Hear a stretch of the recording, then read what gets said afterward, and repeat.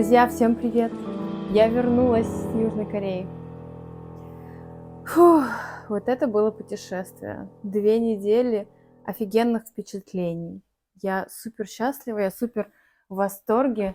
Я влюбилась в Корею. Я очень давно хотела туда попасть. И я начинаю этот влог с того, что я вернулась домой, в Москву. Меня встречает классная погода. Это вдвойне приятно. За 2 недели я, конечно, соскучилась по родным, по своей собаке. И в этом видео я хочу поделиться с вами своей историей, как попасть в Южную Корею и что я из нее привезла. То есть такое вещание из будущего в прошлое или вещание в прошлое. Я не знаю, как это объяснить. Короче, давайте начнем. Я расскажу мою историю, как в 2024 году попасть в Южную Корею. В этом видео я вам расскажу, как заполнять кету, как я прошла паспортный контроль на границе Южной Кореи. И самая интересная и приятная часть, я покажу вам свои покупки из Южной Кореи, что я оттуда привезла. Начнем с того, что сначала я вообще думала и планировала поездку в Японию, но там все немножко оказалось посложнее с визой для меня, и я передумала и решила полететь в Южную Корею, так как там въезд по электронной визе, которая называется Кеета. Оформляется она онлайн у них на сайте официальном. Ссылку на этот сайт я прикреплю в инфобоксе под этим видео. Честно говоря, ничего сложного в том, чтобы ее заполнить, вообще нет. Просто нужно писать все про себя, всю правду, писать в графе. Там все написано по-английски. Желательно, конечно, знать хорошо язык или пользоваться переводчиком. Кстати, как вам моя кружечка из Музея современного искусства в Сеуле? Красиво? Потрясающе. По-моему, эстетика зашкаливает. Я ехала туда в смысле, что я привезу оттуда какую-то очень красивую кружку, эстетичную, себе домой. И вот я ее нашла. Везде ее там смотрела и выискивала. Ни в каких сувенирных шопах ничего такого подобного я не видела. Расстраивалась. Думала, может быть, мне даже не повезет в этот раз найти какую-то кружку себе там. Но вот. Музей современного искусства. Очень красивая кружка. 40 тысяч вон. Так что же, я начала смотреть всякие видео на YouTube, как оформлять кету, как въехать в Корею, какие правила на границе у них там существуют, какие могут быть сложности, чтобы быть ко всему готовой. Покажу вам свой пак документов, которые я с собой везла. Первое – это кета. Я не буду показывать лицом, потому что там моя личная информация. Билеты распечатанные, распечатанная бронь отелей, распечатанный план поездки, распечатана страховка и распечатана выписка из банка. Вот так это у меня выглядит. Вот так. Здесь, значит, отели, здесь выписка из банка, страховка и план, кета и билеты. Все это я себе заполнила, вот так вот аккуратненько пометила, положила в папку, чтобы если вдруг на границе меня будут что-то спрашивать, мне было проще ориентироваться в этих всех бумажках, документах, быстренько им доставать и показывать. Первый важный документ – это, конечно же, кета. Перед тем, как поехать, перед тем, как покупать вообще билеты на самолет, нужно сначала получить кету. Кета заполняется на сайте, как я уже сказала, и это всегда лотерея. То есть там нет такого, что если вы вдруг самозанятый, напишите, что вы где-то работаете, это будет вам в плюс. Нет. Наоборот, надо все заполнять, все как есть. Если вы нигде не работаете, пишите unemployed. Если вы работаете на себя, как я, пишите self-employed. Если вы работаете в офисе, пишите, что вы office worker. И, в общем, чтобы не было каких-то неудобных вопросов в вашу сторону, где вы будете, естественно, может быть, заикаться, может быть, как-то странно отвечать, задумчиво. нужно всегда все говорить как есть. Я планировала поездку на 2 недели и очень-очень, конечно же, волновалась. К тому же у меня на сайте Киета не принимали карточку, хотя я пользовалась карточкой друга из другой страны. Там госпошлина стоит $8, но ее нужно оплачивать иностранной карточкой. Так вот, мой друг с другой стороны помогал мне оплачивать эту госпошлину, и карточка не проходила. То есть даже иностранная виза или MasterCard иногда у них лагает и не проходит на сайте. Поэтому я попросила помощь своей подруги, которая живет непосредственно в Корее, и она мне помогла. Она оплатила, и у нее все прошло. То есть у нее корейские карты, и из корейских банков все работает. Я находила в интернете много людей, кто также может помочь непосредственно оплатить ваш аккаунт на сайте. Это делается в целом легко. Вы просто даете свои данные, паспорт и дату рождения, и можно войти в аккаунт и оплатить. Так это происходит. Только, естественно, люди берут сверх больше денег. То есть, если, например, госпошлина стоит что-то типа 800 рублей, то за эту услугу с вас возьмут 2,5 рублей. Вот так. Хорошо, у меня есть друзья, у меня есть кого спросить, и мне помогли это сделать. Мне практически сразу же одобрили кету, и я начала смотреть билеты, выбрала подходящие себе даты, купила билет. Самый удобный, на мой взгляд, с пересадкой в Пекине. Он стоил около 50 тысяч. Если я лечу с пересадкой, я всегда стараюсь брать с запасом побольше часов, потому что мало ли что, могут иногда откладывать рейсы, переносить, задерживать, поэтому я смотрю, чтобы всегда был где-то 3-4 часа вот этот временной промежуток на всякий случай. Я знаю, что есть пересадки там 1 час, 1,5. Я считаю, что это слишком мало, можно не успеть, можно что-то еще, задержаться в очереди на паспортный контроль там и так далее. Поэтому пересадка 3,5 или 2,5 часа вполне нормально, если вы летите из России, из Москвы с пересадкой в Пекине в Южную Корею. Вот. Что дальше? Дальше я нашла в Телеграме группу. Там люди пишут, тоже там помогают с оплатами карт, помогают заполнить кету или помогают с какими-то другими вопросами. Я, например, обращалась с вопросом, какие доллары принимают в Корее, новые или старые. В целом это не так важно. В Корее просто в России сейчас за новые доллары берут больше денег, где-то на 60 копеек больше стоимость этой валюты. Я считаю, что это абсолютно какой-то бред, потому что нигде, ни в Америке, ни, как оказалось, в Корее больше денег за них не дают. Хотя я где-то читала, что вроде как, если вы покупаете новую валюту долларов и меняете в Корее, то вроде бы как там дают больше вон вам за это, хотя на самом деле нет. Вот. Поэтому не ведитесь на это, когда вас спрашивают в русских банках, какая вам нужна валюта. Вообще по минимальной цене, которая стоит самое минимально. Вот, поэтому не ведитесь на эту фишку, это вообще какой-то бред. Можно вполне себе спокойно покупать старые доллары намного дешевле и менять их по нормальному курсу в Южной Корее. Также в этой группе в Телеграме было очень много паники. Люди писали, что их не пропускают на границе, их уводят в подвал, начинают задавать им вопросы, что они подозрительно выглядят, как будто бы они не просто въезжают как туристы, а хотят там остаться, эмигрировать. Естественно, ни одна страна не хочет, чтобы люди жили там нелегально, поэтому они проводят очень тщательную проверку, особенно в Южной Корее. Сейчас для россиян, потому что у нас такая ситуация нестабильная, очень многие, как я поняла, мигрируют. Вот. И поэтому в этой группе очень много разводили паники по этому поводу, но с другой стороны еще были люди, которые писали, что все в порядке, их пропускают, все хорошо, особо много вопросов не задают. Так вот, моя история такова, что я очень сильно переживала. Я очень сильно переживала и распечатала все эти документы. Просто чтобы распечатать все эти документы, мне стоило 500 рублей. Я купила себе страховку, я распечатала и продумывала весь этот план поездки.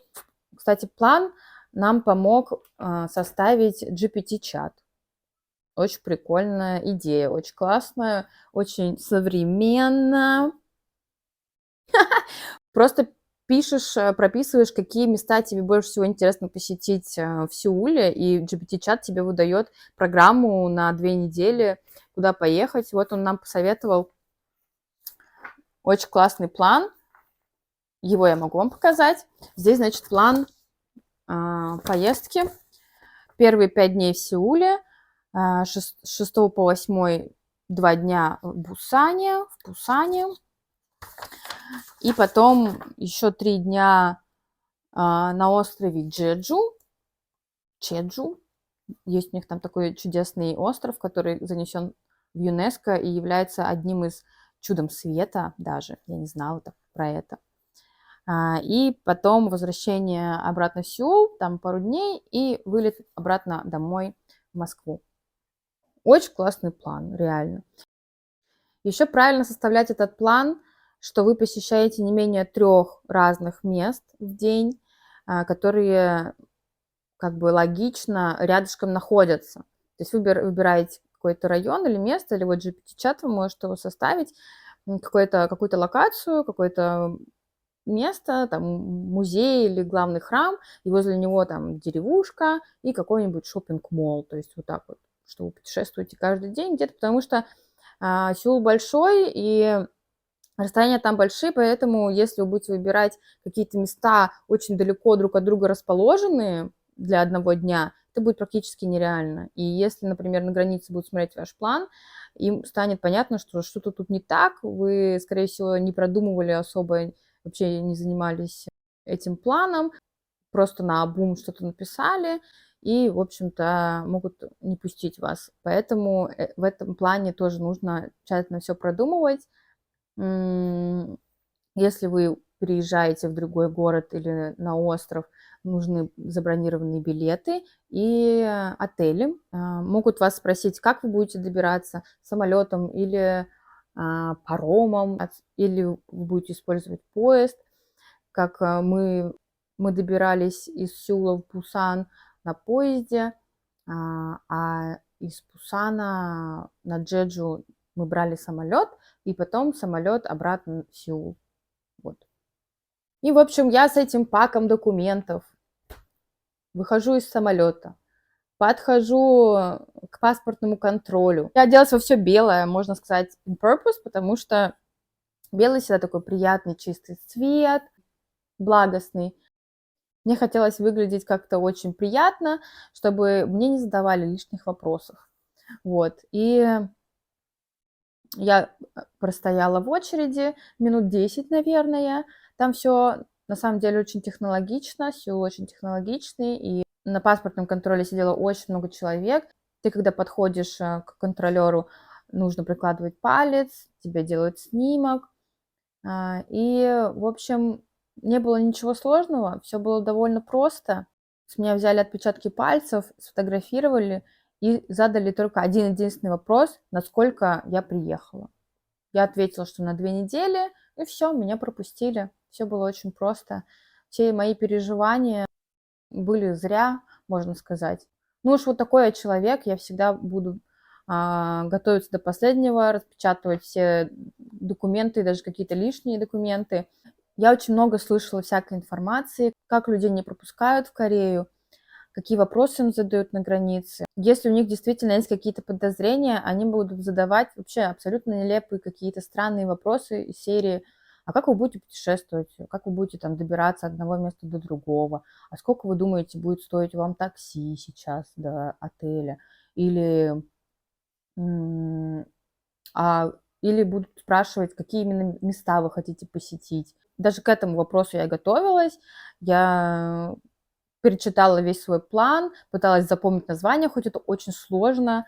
Например, вот этот Palace Gyeongbokgung, как бы это сложно запомнить в целом, поэтому Я продумывала, что я буду говорить, что там сначала мы там 5 дней здесь, потом 2 дня там, какие отели у меня. То есть все отели есть на распечатках. Вот, пожалуйста, я лечу с другом. То есть ответы на все такие вот вопросы у меня были. Если бы они хотели как-то меня завалить какими-то странными вопросами, я думаю, им бы это удалось. Они бы стали задавать какие-нибудь супер неудобные, странные вопросы вообще, где действительно можно ответить как-то нелепо и не пройти, в общем, этот жизненный экзамен, понимаете? Моя история такая, что все хорошо, все легко и все было просто. Несмотря на то, что я переживала и очень хорошо подготовилась ко всему этому. Вот. Надеюсь, вам так же повезет, как и мне. В целом это ничего сложного нет на границе, все проходят спокойно. Может быть, 1-2 человека как бы депортируют, отправляют домой. Это уже зависит от вас. Так вот, я про то, что очень много было такой нервозности, нервотрепки и переживаний лично у меня, когда я летела, потому что я не знала, что меня ждет на границе, какие мне вопросы будут задавать. Моя паника возрастала просто до предела.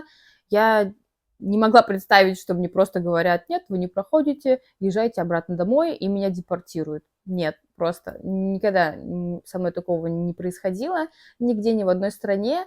Я путешественник со стажем, можно так сказать. Сеул – это моя 34-я страна.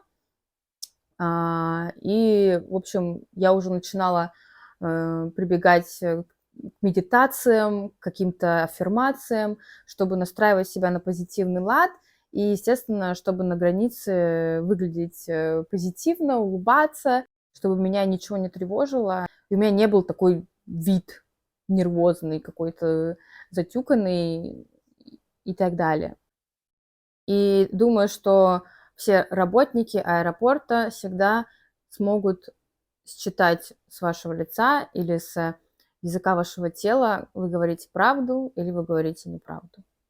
Всем желаю классных путешествий, ничего вообще не бояться, исполнять свои мечты. Южная Корея с Нового года была у меня в моей карте желаний, и вот она исполнилась. Давайте перейдем к более интересной части этого видео. Это мои покупки, которые я привезла из Кореи. Что ей очень понравился Сеул. Столько всего она оттуда привезла. Делаем распаковку.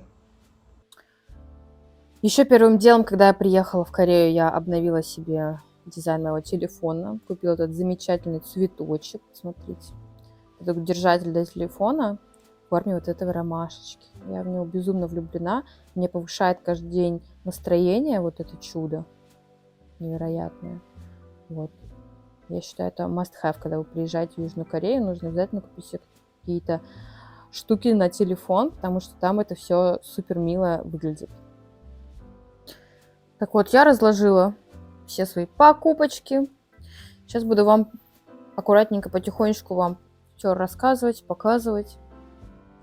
Здесь большая часть, конечно, это сувениры, подарки. Давайте начнем с еды. С магазинов 7-Eleven, GS5. Что там еще у них есть? CU магазин, который есть на каждом углу, просто на каждом углу, где продается всякий вот такой вот перекус, фастфуд, напиточки всякие, пиво там и так далее. С этих магазинчиков я привезла милашные, милейшие какие-то джели, мармеладки. Смотрите, какой милый корейский ми-ми-ми мальчик. Просто рафинат. Мальчик-рафинат. Вот такие вот чудесные мармеладки. Я их еще не пробовала. Вот попробую. Что за такие мармеладки с таким рафинированным мальчиком. Вот это я уже начала есть в самолете. Это очень вкусно, кстати. Это очень вкусно.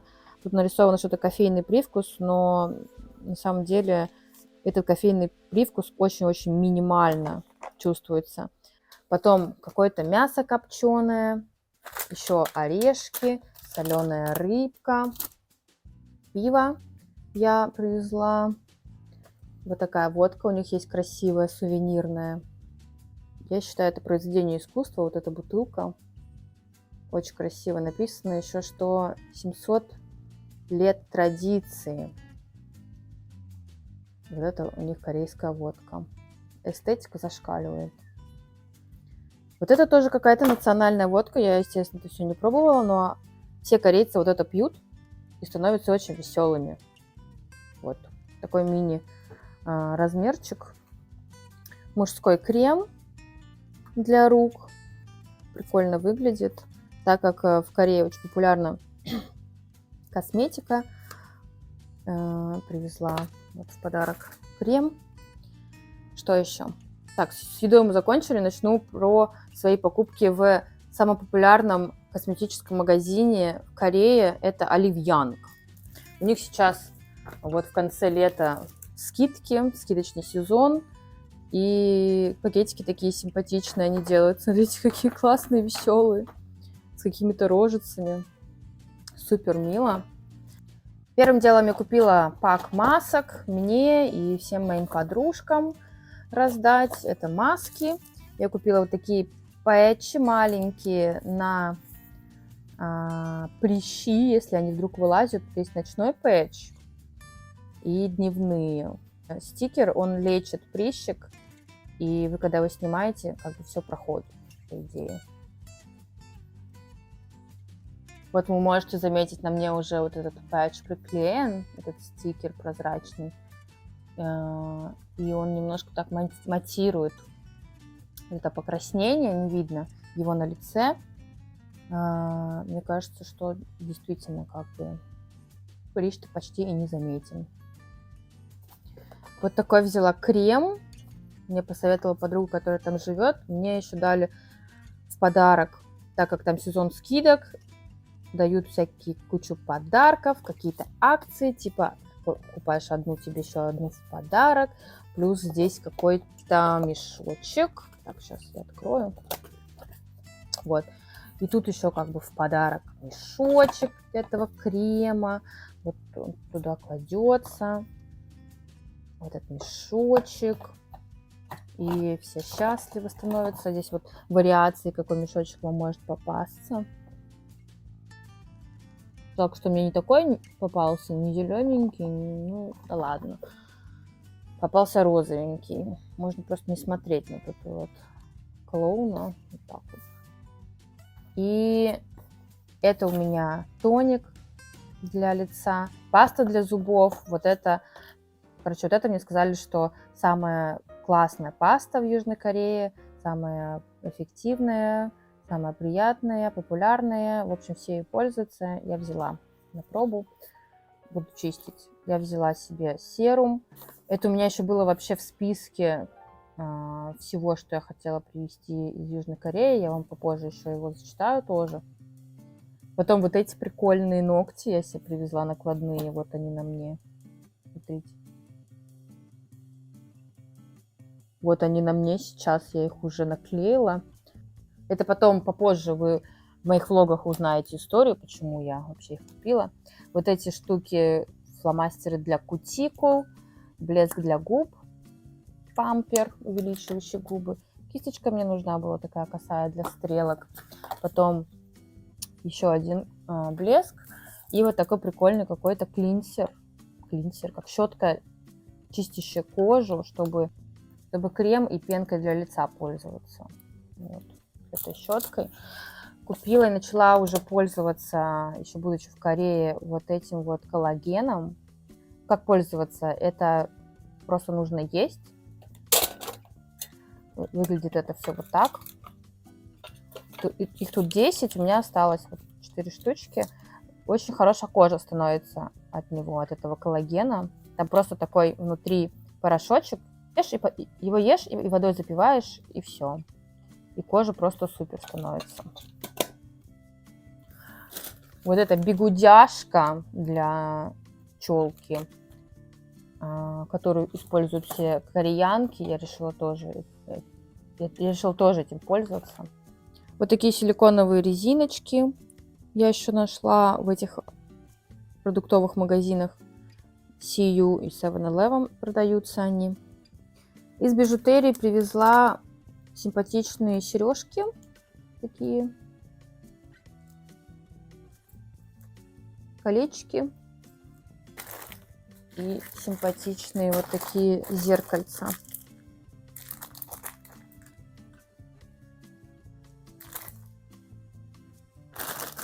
Еще куча вот таких вот заколок, которые там очень популярны, очень симпатичные, очень хорошего качества. Вот это очень красивое, приятно пахнущее мыло. Для него там какая-то сумочка, я так поняла. Пахнет невероятно такой мятой и травками. Вот, в подарок маме привезла. Покупала я в одном из национальных пэласов. Там был арт-шоп у них в национальном храме, где красивый Secret Garden. Это вы еще увидите в следующих блогах. Вот там покупала. И еще вот такой симпатичный брелок.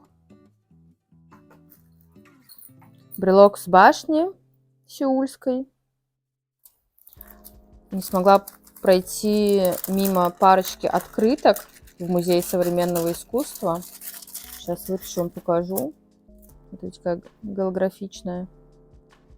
Где-нибудь будет у меня лежать просто как постер. И вторая тоже прикольная.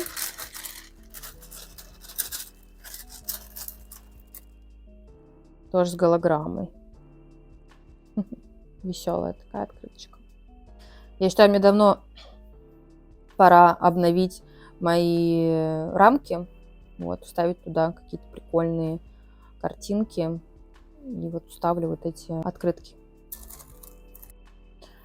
Что, история вот этого бокала я вам расскажу. Сначала я очень отчаялась найти какую-то кружку красивую для себя в Корее. Везде я ходила, искала, смотрела, все было не то. Я уж подумала, блин, ну, наверное, все, наверное, ничего не найдется. И увидела на полке в Музее современного искусства вот эту красоту. Сейчас я вам покажу. Вот такой красивый бокал.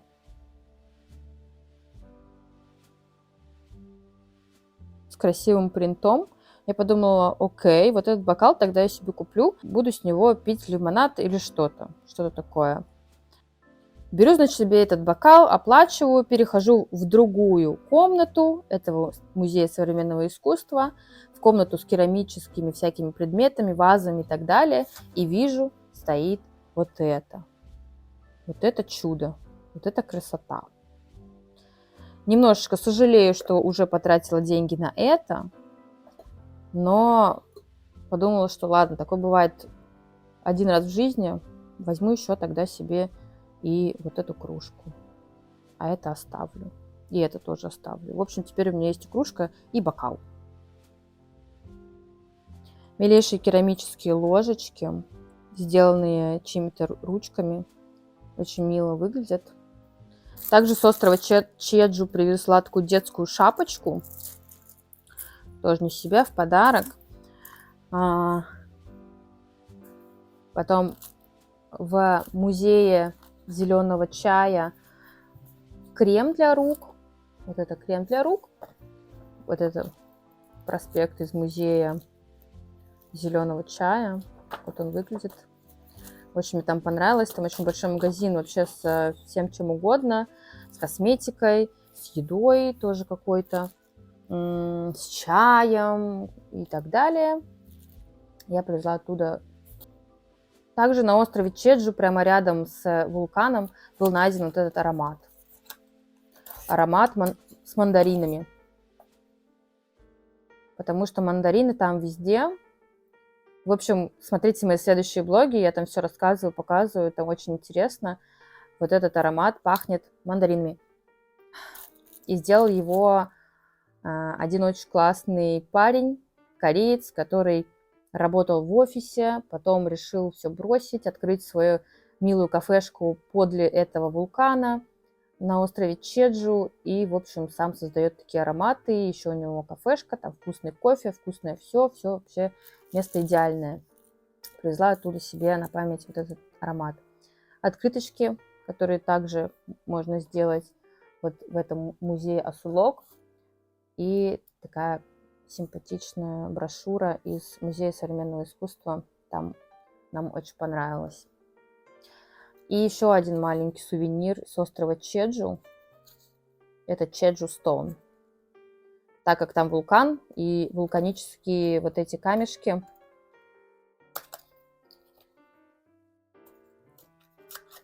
там очень популярны. Вот такой красивый вулканический камень, чтобы держать фото или что-либо. Вот. Вот могу свою открыточку туда положить, поставить. Буду так стоять. Ой, ну, тяжеловато. Открыточка тяжеловато. В общем.